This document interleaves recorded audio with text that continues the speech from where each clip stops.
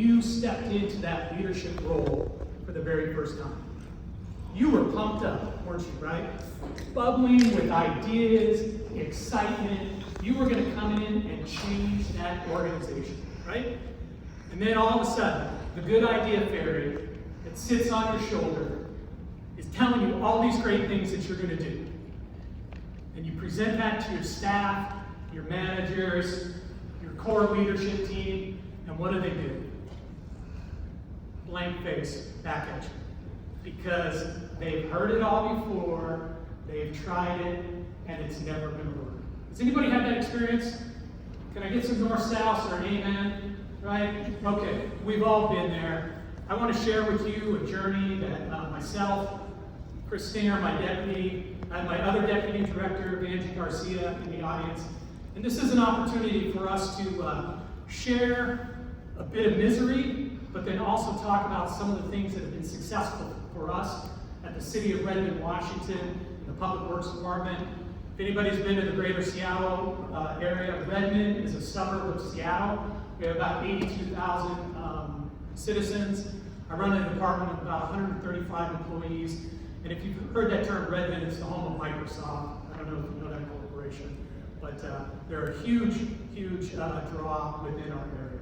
So come with us on this journey. Here are the learning objectives. We're going to talk about some barriers. We're going to talk about holding on to a leadership philosophy. And then we're also going to talk a little bit about strategies for engagement. Yes, you have downloaded the PWX conference app. I know that. And please, at the end, this is the first time that Chris and I are presenting. We want to come back and talk again, so if you can give us a good rating, we would appreciate it. So, I'm Aaron Hurt, I'm the Public Works Director. I've been involved in state and local government for 29 years. Started out working for elected officials, and then worked my way up kind of on the executive side of the house to this final job, not my final job, it's still about 10 years till retirement, but to this position as the Public Works Director. I'm also a retired colonel in the United States Army Reserve, 32 years. I enlisted back in 1993, and my retirement becomes official at the end of September 30th. Happy to be done. Learned some great experiences in the military, but it's time to pass that torch. And Chris. Hello all, Chris Stinger, Deputy Director of Public Works for Utilities and Environmental Programs. As it says on there, 21 years retired Master Chief of the United States Navy. I don't know if we have any veterans out there, but thank you for your service. And 8-year local government professional working for King County and the city of Redmond. So you'll hear a little bit more about the Navy side. And, I've been in maintenance profession for about 28 years, from technician level all the way up to deputy director. Hand it over to Aaron. Thank you, Chris. It's March 2022. I'm working as the Deputy Facilities Director for King County, Washington, the 12th largest county in the United States. We're still dealing with COVID, and out of the blue, I get an email from a recruiter at the city of Redmond. And I call her back, and I said, hey, this is interesting.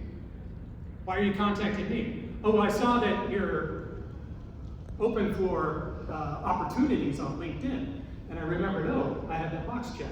Okay, great, good to know. And so we began talking about the job of the Public Works Director. And what were they looking for? What did they want? And one of the first things I said to her was, I'm not a PE. And she said, actually, that's good. We're looking for a leader. And I said, all right, let's go through this process. So I went through the application process.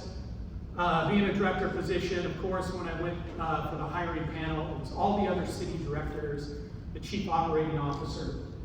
And I'm going through this Teams interview process, and I'm feeling that things are going really well. And one of the last questions that get asked of me is, what are you going to do to make your employees happy? And my response was, that's not my responsibility. My responsibility as the leader of the department is to set the conditions for my employees to be successful. I cannot make someone happy. If they come into work with a bad attitude or an issue, I can't solve that. All I can do is create an environment in which they can be successful and feel supported. Next day, I get a call from the recruiter, and she says to me, "Hey, thanks for interviewing. We're going to go in a different direction." And I said, "Hey, not a problem. Thank you for this opportunity. Maybe something else will pop up down the road." 2 days later, I get a call back from that same recruiter, and she said, "Remember how we talked about opportunities that may pop up? Well, the mayor and the chief operating officer would like to talk to you." I said, "Great." So we had about a 2-hour conversation, and they were pressing me a little bit more about my leadership style, how I engage, how I deal with problems, and how I move an organization. And I was honest. I said, I expect certain things from the people I work with because I expect certain things from me as a professional and how I engage with others. Next day, I get a call back and they say, "We want to offer you the position." I said, "Great, let's start this public works journey." First time I worked for a public works organization. Little side note, come to find out that my comment, my response back to, "It's not my responsibility to make employees happy," really didn't sit well with some of my fellow directors. And that's why I wasn't selected. But luckily, I'm still kicking here, 3 years into the job, and we're on a journey of transformation. So let me set the scene a little bit about the organization that I came into. Silos, silos, silos. If you don't have them in your organization, you are fooling yourself. Even with the most tight-knit organization, silos will exist. And as a new leader coming in, it is critical that you identify where those pinch points are, where those bottlenecks are in your organization. The other component that we had is actually the elected officials, both the mayor and the city council, did not trust the Public Works Department. It's not that the Public Works Department was not doing good things in the community. It is just that the rapport and the ability to convey what were the priorities of the Public Works Department, how they were going about doing it, and actually the outcomes that they were being achieved were not being conveyed in a manner that the elected officials could understand it and provide input. The Redmond Public Works Department had 11 directors in 15 years before I came aboard. I joked basically, I think within the first 2 weeks of when I took this job was, what is the pool on me? How long was I going to last? And we got a little bit of a joke on it, but there was this component where with so much turnover at the director level, there wasn't any trust or belief that the leaders who stepped in would be able to carry the ball forward and actually establish a sense of commitment and engagement within the organization. Now, a whole host of issues. That 11 directors was the police chief, was the interim director between 2 other directors for 4 months. The COO stepped in there. A couple people got fired. A couple people left for retirement. It's a whole host of issues. But there wasn't any trust or belief by the staff that leadership was going to be around and see things through. We had committed employees, and we still have committed employees in Redmond Public Works. They are some of the finest professionals that I've come across in my 29-year career as a leader and as a government employee. But with that lack of consistent leadership, with that feeling that they were being beaten down by not having trust in the elected officials, they were feeling disconnected from their work and the great work that they were actually providing to the community.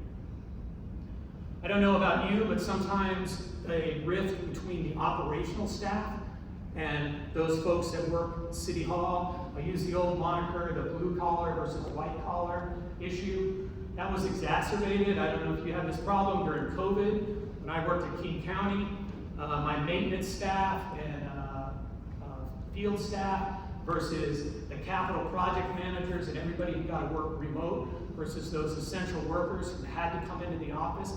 There was a lot of tension, anxiety, and discontent between those two groups.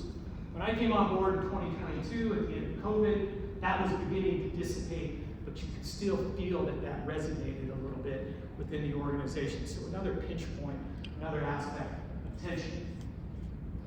Because you didn't have consistent leadership and directors, because employees felt disconnected, and because the elected officials did not really believe in what the Public Works Department was doing, we did not have a culture of risk-taking.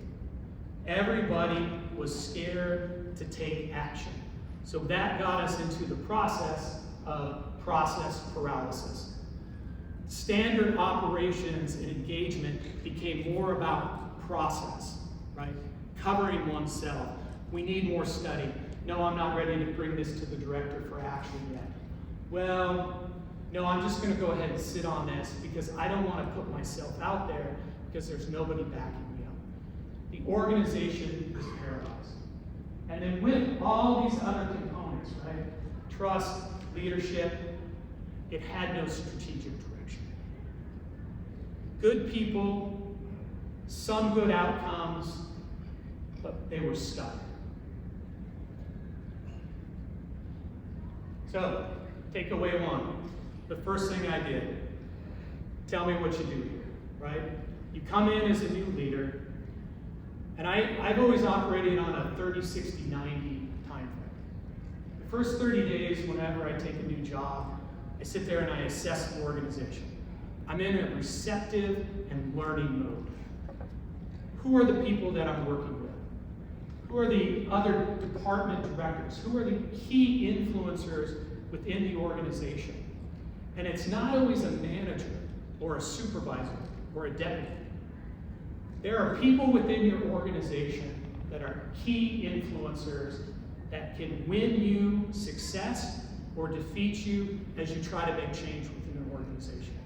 And you need to understand and get to know who those individuals are. The next 60 days, at that 60-day mark, what I've done is begin to develop kind of my strategic focus and implementation plan. What do we have programmatically? What are we missing on a resource basis? What are those key components, those key linchpins that if I get in place, I can really start driving change and strategic direction? And then at that 90-day mark, I take this all together and I bring it back to the leadership team. I take it to the mayor, the chief operating officer, and say, here are my people. These are the things that we're doing well right now. Here are the things that we need to improve on. And this is how I'm going to implement it.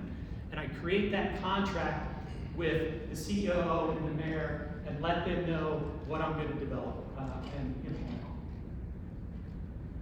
So, former General and Secretary of State Colin Powell has his statement. Being responsible sometimes means pissing people off. And I use that term lightly, but not lightly, right? Because leadership is not about being liked. You've heard this component of likership versus leadership.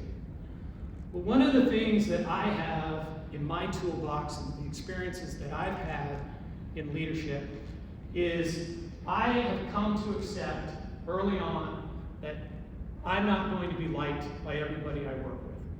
And I'm okay with that. I don't engage in activities where I go to purposely piss people off, right? But I am willing and confident enough in my leadership stance and my leadership philosophy to be able to have the hard conversations when they're needed and to understand that not everybody is going to like that. But you have to balance that, right? Somebody gets upset, you can't diminish those emotional responses, right? Let them react the way they're going to react, and then the key is to coming back and engaging.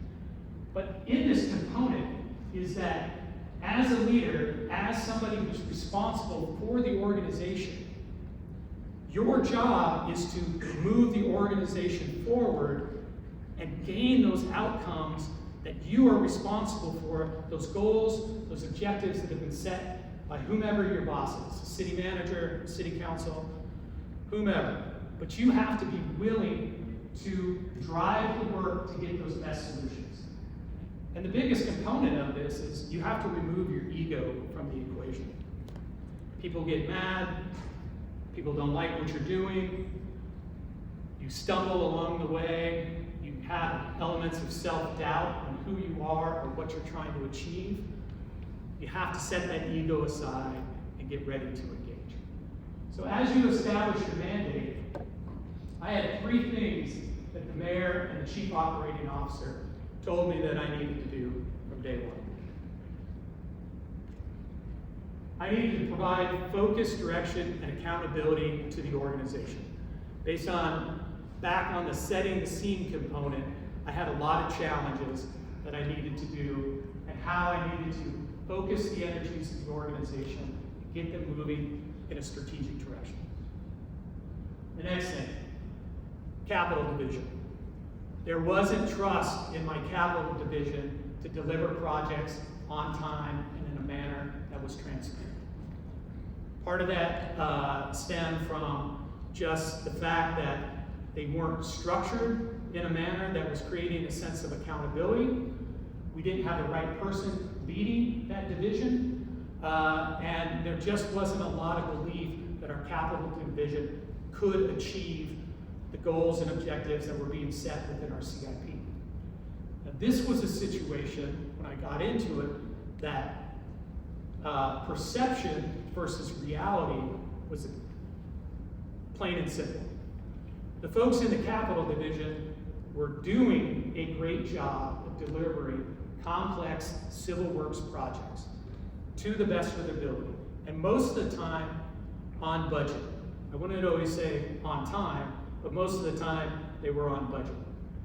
The problem was that there had been some kind of high-profile stumbles, and the perception was developed by the elected officials that the capital division wasn't delivering the way it could be. And then the final thing was getting back to this component of building trust both internally and externally. So I had to, from an early point, be a cheerleader and demonstrate not only to the elected officials but the staff internally that I was a trusted agent, that I was there for them, and that I was willing to go to the mat and prepare them for the things that we needed to do to somewhat change the direction of the Public Works Department. I don't know if you've seen this before, but you know, it's the flow of change within an organization. And when you bring change to an organization, in the initial stages, you're going to have a high level and high degree of resistance. You're going to have a certain percentage of your staff who are there and they're like, yeah, I'm ready. New boss, let's get at it, right? And you can identify who those high performers are early on, and those individuals that are going to lean in and become your champions to help you on this journey. And then you have those individuals in the organization who are going to resist everything that you're going to try to do, no matter what you do, right?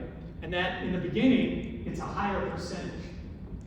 But the challenge here is, I'll use this term, the battle for the neutral zone, okay? I'm not battling myself to implement change. I'm battling these individuals down here who won't let go. That's who the fight is. And I hate to use the moniker, you know, the militaristic, you know, fight, battle, things like that, but you can say challenge, opportunities for change, but sometimes the concept of a battle, right, it gets you in the mind. But I don't want it to be a situation where there's winners or losers. In the situation when you're trying to drive change through an organization, you are seeking to bring as many people along on this journey as you can. And that is extremely difficult, because what does that mean? That means you as a leader have to be deployed. You have to be visible. You have to be engaged. You have to be willing to make the hard decisions and set the standard. And when you do that, when you demonstrate those components, this really begins to shift as you move towards the new beginning. And these were the challenges that we got into at Redmond Public Works as we continued on this journey. But what happens on all journeys? There's pushback, right? You begin to get some momentum, and then there are little things that begin to percolate up through the organization. And when I say I began to get pushback, I got pushback from managers, other department directors, and frontline staff. One of the best ones I heard was, Aaron hates engineers. Yeah, hello, Public Works Department. Ton of engineers, people who, from traffic engineers to civil, utility engineers, people who are providing the fundamental work that makes a Public Works Department tick, and all of a sudden, I hate engineers. Don't know where that came from, but definitely probably from somebody who wasn't willing to let go, who was a organizational influencer that had their own agenda, who was seeking to undercut the change that we were trying to make. How did I deal with that? I confronted it directly. Heard that from the union president, sat down with him, said, not the case at all. Give me an example. How have I demonstrated that I hate engineers? Well, you wanted to change some jobs up. You've been asking the engineers how they do their work. Look, I said from the get-go, I'm not a PE. I'm an organizational leader. And I understand my limitations on the technical side of the house. But I'm willing to put myself out there to learn and to understand the technical aspects so I can make better decisions for the organization as a whole. But for some reason, in this organization, that was a problem. I had one of my managers come to me, and when I had them brief their initial programs to me, I asked questions. I asked for a read ahead. I asked for the programmatic material. I read all those things. I develop questions. We sit down, we have a conversation. I ask him about it. And the response is, why is Aaron asking all these questions? What, he doesn't trust us as a professional to run these programs? And so there was a huge disconnect because they hadn't had stable leadership. Somebody coming in who had curiosity, who had a desire, who needed to understand how the organization worked. It was taken that I didn't trust the organization because prior directors hadn't asked questions about how do you do your work, how do you implement things. 3 years in, the pushback has gotten less, but it still exists. And I recognize it still exists, right? But there's also a component to being in a leadership position where sometimes you have to make that decision just to leave that behind. Say, thank you for that feedback. We're continuing to move in a different direction. Thanks for playing. Also, if you're not happy with the direction that we're going here in the city of Redmond, I'm sure there's other opportunities out there for you. And you have to be willing to put things sometimes in that one at a time. So what did I need to do here to really drive this change and create this culture of innovation? I needed to build my team of trusted agents. I needed to create a circle of trust. Who could I rely upon and who could rely upon me so we could drive this forward? Well, the first call I made was to Chris Stinger, who was one of my managers at King County. Took him out to dinner, got some food, put some cocktails in him, and I said, Chris, I need you to come to Redmond to be my deputy. And what did he say? I'll think about it. No. He said, hey Aaron, that sounds like a great opportunity. I'm on board. The circle of trust when I started was not there. I had 2 deputies when I came on board. One had been there for about 2.5 years. He also acted as the city engineer. And another had been with the organization where she had worked her way up in the organization for about 22 years. They were some of the pushback on me when I came on board. And from early on, I made the determination that it was going to be difficult to trust them to bring them on this journey forward. I let them go. That was a huge deal within the organization by firing 2 deputy directors. And I didn't take that decision lightly. But what I went back to was this component of what was the mandate that was given to me by the mayor and the COO to change the direction of this organization. That caused quite a stir within the department, because now the fear was, oh, well, if Aaron doesn't like you, he's going to fire you. It's not the case. You have to put it into context. What was the larger outcome that we were seeking? Well, I needed a leadership team that I could rely on. I hired another deputy, and after about 6 months, I realized that the fit with that individual just wasn't going to be there. And I had to make another choice of letting that individual go. So I had some real churn and changeover at the senior level, but it was all for the intent that I needed to get that right team in place. And then I came across Vanjie. And Vanjie was working in our planning and development services department as the transportation planning manager. And I saw her early on as somebody who could be part of this change agent journey. Because she likes to talk with people and connect at that human element, which was balancing my persona and my approach to things.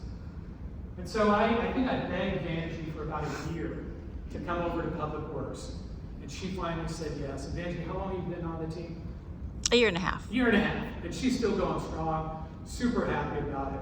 But with this other component of developing from within, you have to take a hard look at who are those individuals and those assets within your organization that can show that they're willing to be on board and jump on board with what you're doing, and who want that opportunity to lead, to grow, and develop. And another great example of that is Patty Criddle, who we have here today. She was one of our traffic engineers, and we had an opportunity for a supervisor position. And Patty stepped up and said, I want to lead, I want to learn, I want to grow. And we put her into that position, and she is flying. She handles our right-of-way, our franchises, and a whole other host of issues. And now that I have this key component in place, I don't have to think about those issues any longer, because I have a champion within that organization who stepped up to lead. Now, it's not to say that you never go outside the organization, because I'm not a believer in, Bob's been here for 15, 20 years. Hey, yeah, I guess it's his time to lead, right? It's his time to be a supervisor. You got to find those individuals within your organization who are willing to step forward and be on that journey with you. Early on, I had to demonstrate trust because trust wasn't being demonstrated to me. So this was a component where, from the beginning, I had to learn how to say yes. Proposal comes to me. They give me the pre-read. I read through it. They come down. They sit in my office. And they say, what do you think? And my first response was, yes, let's do it. Wide-eyed stare, in the headlights, response back to me, what do you mean, yes? Yes, let's do it. You don't need another meeting or more information. No, you provided me with enough information that I'm comfortable with making that decision. Let's do it. Oh, wow, okay, this is great. Every other director wouldn't make a decision like that. Awesome. Let's put those other directors behind us, and you come to understand how I make decisions. So come prepared. I'm going to demonstrate trust in you because you're going to demonstrate trust in me that I have your back to make the right decision, and we're going to implement what we need to implement. This component of identifying those critical missing pieces, not only in personnel, but programmatic components. And you gain this through your 30-60-90 assessment. What more do we need? An example of this that I had was Redmond didn't have an asset management program. They said they had one. They hired somebody into it. They wrote something. They didn't like that person. They fired him. And then no asset management. Okay, well, public works, infrastructure, assets, long-term replacement, cost of CIP. We need to understand what we have so I can develop programs to implement, to spend taxpayers' dollars to the best of our ability wisely. I need an asset management program. I created it through in-house by repurposing positions, which people weren't happy about. Because I took a position from capital, took it out of the union, repurposed it, got an asset manager, did an internal reorganization, put some resources behind it, and now we're off and running. It was a critical component that we were missing. And then the other aspect is, I got to deliver on my commitments. And this could be something as simple as, I'm going to read what you give me. If you need me to sign something, I am going to sign it probably that same day, if not the next.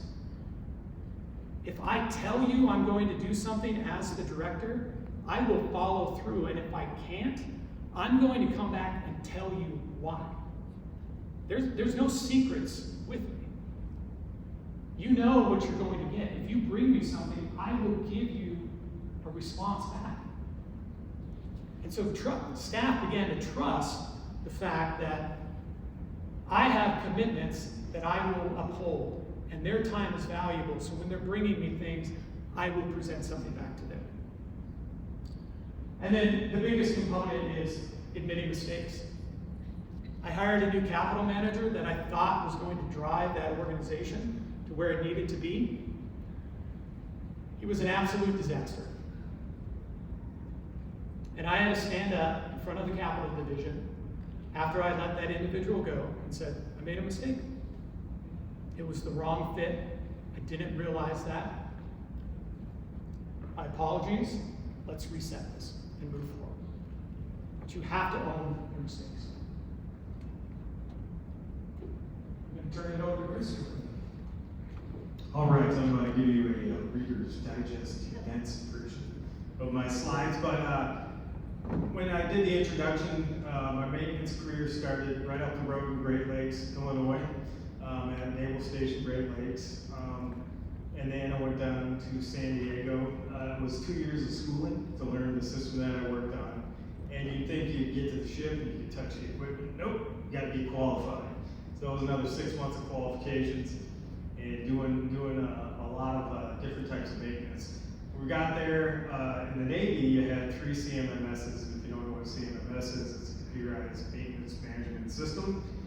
We had one for preventative maintenance, one for corrective maintenance, and then one for ordering parts. So, you know, a dream to me when I was in the Navy was having an all-in-one system. So fast forward, 2023, and in the other organizations I had, I come to places that had a single source system. So when I walked into Redmond, you know, as a master chief, you got that back, but you know, you're a professional when you're working at that maintenance level. It's right up there in the Navy. It's right up there with the pit crews and NASCAR and IndyCar. It's high performance because you have to. Equipment means your life, and you take it around the world and do a lot of wonderful things. So when I got to Redmond, I asked my questions. You know, sitting down, I like to talk to people, and you know, ask them about, hey, could you run me a query on your CMMS to, you know, show me what's there, what type of preventative maintenance do you have? And you know, some of the lights were not there, unfortunately, and you know, I would get a bunch of things when I'd ask for that. I'd get spreadsheets that had nothing to do with the CMMS. There were apps that had nothing to do with the CMMS, and you know, what I found out was that they weren't using the CMS. So, but why? So I sit down and talk to people, and you know, you get some of the same stories. Well, you know, we only use it for work hour tracking, or you know, when they did that RFP, we weren't a part of it. They just selected the team that looked the best, and that's a true story. When I got there, so instead of writing a memo or putting a directive out, I was like, I want to hear more about this. You know, why isn't this system working for you? So what was clear, you know, from sitting down with them is when we sat down, there's actually modules that you can have that, you know, do with these apps or these workarounds that the folks were doing. And I dug into the books with them, sat down independently with people, and had these discussions. I'm going, well, you know, have you thought about it in a different way? Have you seen what this, you know, system can do for you? So after that, what did I find out? That system that they had was functional. It could do everything that they wanted. They just didn't give it a chance because what was missing was trust. You had 11 directors in 15 years. You had a lot of turnover. You had people that weren't the users of the system coming up with it and picking it. And there was no reason to care. So what I did was help the crews rediscover that this thing's sitting here and do all that stuff and a bag of chips for you. Not by adding more, but you know, unlocking the potential inside that system. And it already had the preventative maintenance scheduling, the warranty tracking, and the asset logs. So we shifted the narrative, you know, when I'm gonna go back to that. Well, you're just, you know, I just do it because it tracks my work hours, or it's, you know, something we have to do. To, you know, no, it's not about being compliant. It's about, you know, being strategic. It's about putting that data in there and using that preventative maintenance to drive better decisions. You always hear staff talking about, we need more people. The equipment's broken down. Capital never listens to us. The engineers never help us. Well, I wonder why. If you never used the system, put the data in there, or gave it a chance, they didn't have those things to rely on to get those decisions made. So, what at the end of that exercise, you know, I had the staff realize that you're not only a user of this product, but you're a contributor to all the city's long-term success and goals. So today, you know, when you look at the system now, do I have 100% on board? No. But we're up there in the 85, 90% of people that have adopted it and used it, and across the department. And what we did is we eliminated the redundant systems and improved the data quality, and for the first time, maintenance actually has a voice and a seat at that table. So now the crews believe in it, and they help build it, and they keep going at it. But that whole transformation, that scenario, didn't happen in a vacuum. So I'm going to talk about some of the resistance I came into on the next slide. So change isn't hard because of software or system. It's always hard because of people. And especially when there's no trust there. And in Redmond at that time, there was no trust. And the CMMS had already been tried, it failed, and the crews felt it was pushed upon them and forgotten by leadership. You get a team in, that'd be, you know, a leadership team in, they'd be interested for 1 to 2 weeks, forget about maintenance, go back, and they were used to that cycle. So they didn't trust maintenance. But you know, they have somebody that is consistent and persistent and likes to go up to them. And that's what it takes. You can't manage or direct by your cubicle or your desk. You have to go out with the text and show them and acknowledge them. And you know, instead of sweeping all that bad time, the city pushing this CMMS on them under the rug, I validated it. I said, I hear you, I acknowledge it. I've been in those situations before. Luckily not in the Navy, but in some other places. And I said, you're right to be skeptical, but you know, let's take a look at it together and see if it does have some things you need. And the honesty, you know, that type of honesty gave me credibility, and I couldn't have earned that any other way by actually telling them the truth. You don't want to lie to their faces and say, no, that system works just fine. It's the greatest thing. You have to be true to them, and it builds credibility to get that change going in the organization. So instead of selling it, I explained to them, explored with them, we sat side by side and discovered it together that you had a system that works. And in parallel, I worked with the leadership that discounted it and had gave one simple message, that these systems, you got clean data in it, that equals budget, staff, and strategy. And this wasn't a one-time push or a flashy launch. It was coming up about 3 years of still being consistent and building that message and being supportive and responsive to the technicians. And over the time, it's shifted.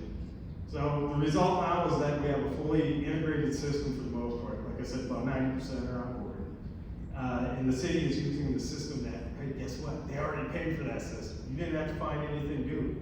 That's hundreds of thousands of dollars. And I've been to two other organizations before that. It was the same thing. They didn't like that CMMS. One was at a coffee company that I worked for a cup of coffee about a time, and at the county was the same way. But now, you know, after going through that exercise, you have advocates instead of users of that system. So vision is very important, but it's what you do tactically day by day that builds trust. And change doesn't come from pressure, it comes from listening, empowering, and sticking around. And that's how we reclaimed that CMMS in Redmond. So what were the outcomes? We had a culture change, trust was back, and an operational transformation that information that they were putting in that CMMS was getting used to get staffing, getting used to build capital projects eventually, and then getting used to talk with council when they come out on trips. It's powerful. So culturally, we built the trust and shifted the mindset from this is extra work to this is our tool, we own this thing. And operationally, we saw that, you know, the CMMS is now the central hub for information. There's no more shadow systems, spreadsheets, apps, anything like that. Preventative maintenance is scheduled and tracked. Warranties aren't slipping through the cracks because you're actually doing the maintenance that the warranty covers. And then the data quality is stronger to make those decisions like staffing and capital projects. Public Works can now speak with one voice, backed by numbers, not guesses. So most importantly, we elevated the role of maintenance. Their work doesn't just support today's operations, it shapes tomorrow's infrastructure decisions. It wasn't about software, it was about people, trust, and staying in it for the long game. Thanks, Chris. So as we move into the final takeaway, change and change management is always a dynamic component. You feel at one moment you are at your desired end state, right? Where you want the organization to be. But what happens? A variable comes in, and now you're back to where you started. And it's a continual flow. And as leaders, if you understand that there's going to be the up and down effect, that you continue to establish the outcomes that you want for the organization, you can manage this change. Chris gives a great example. Something as fundamental as a CMMS system, right? It should be the backbone of any efficient public works organization. it's really hard to implement and get people to use correctly. But you got to celebrate the wins in this, take ownership, and admit your mistakes as you go along on this change management journey. But real quick here as we about head out of time, Chris, can you tell me what your biggest surprise or your biggest disappointment has been since you've been in this position? So my biggest surprise is that lots of folks don't understand that you lead people and you manage things. That's my biggest surprise. Biggest disappointment? My biggest disappointment is there's some people that tend to manage people, and that's very sad. Working around just the different things that you discussed there, you end up managing people and you never get to lead. Well, for me, the biggest surprise so far, in the 3 years I've been in, is the resiliency of the staff in my department. And how quickly they've pivoted and engaged and gotten on board, because we as a leadership team have demonstrated and built and continue, because building trust is a continual process. We're continuing to build this element of trust within the organization, and people have really responded to that. My biggest disappointment, being a department director can kind of be a snake pit sometimes. With all the different roadblocks that get put up when you're trying to establish and set a clear direction, and just about internal processes, people's unwillingness to lean in and to help. I like to say that bureaucracy is not a four-letter word, but sometimes it can be. And that's a frustration. The pace of change isn't always what I want it to be. But Chris, talk to me about what your principles of leadership are. So principles, I'll go over this real quick. Presence. You have to be present mentally and physically. Just don't show up to work. Show up to work. Be there mentally there for the folks. Be present for the folks. Get out of the field. Consistency. You always have to be consistent. There's no favorites, no flip-flopping. Continuous improvement. Nothing's ever perfect. You got to keep going back. PDCA, plan, do, check, act, adjust. Resilience. You're gonna get mud thrown in your face, but just pick up and keep going. Be genuine. Be yourself. The text can really see if you're fake. You go out you just be yourself. Don't be all political. And then integrity. Do what you say, mean what you say, and that's it. So my principles, I'm never going to throw a staff member under the bus. I will take the bus hit, because that's what I'm being paid for. I will never point the finger on a mistake at my staff, ever. I'm accountable to myself, and I want the organization to be accountable to one another. You have to strive for the element of commitment. Commitment to the work, commitment to the people you work with, commitment to the outcomes that you're trying to achieve. I believe as a public servant, we can be excellent. And creating that environment of excellence, that we are doing good. We are the professionals that keep this country running. And I have great pride in that. And if I didn't, I would not be working in this environment for 29 years and even serving as an officer in the military for 29 years. I want my people to take risks. You can't achieve if you're not willing to take risks. I am comfortable with making decisions with 75% of the information, with 80% of the information. You have to take risks to be successful. And then in the end, we have to be human. I'm a combat veteran. I have PTS. I served in Iraq and Afghanistan leading combat soldiers. It messed me up. I have to find ways in which to connect with my staff so they don't see me as just the director and somebody who's a inhibitor to the work that they're doing. But I need people to see me as a human as well, that has emotions and are affected by things. In summary, when you're breaking down those barriers, it's going to take time and commitment. Are you willing to step up with the energy each and every day that your staff and your organization expects of you? It doesn't happen overnight, and I think everybody knows that. Building trust and changing the culture is a generational lift. I talk about how we're building an organization, and we're building an organization for the next 2 and 3 generations of public works professionals. We are setting that sense of excellence and commitment into our DNA, so no matter when the leadership changes, those fundamentals of accountability, commitment, and excellence are embedded into our organizational DNA. And really, in the end, actions matter. You can talk a good game, but if you as a leader are not willing to deliver, to take risks and put yourself out there, nothing is ever going to change within your organization. And so with that, I know we're at time, but happy to take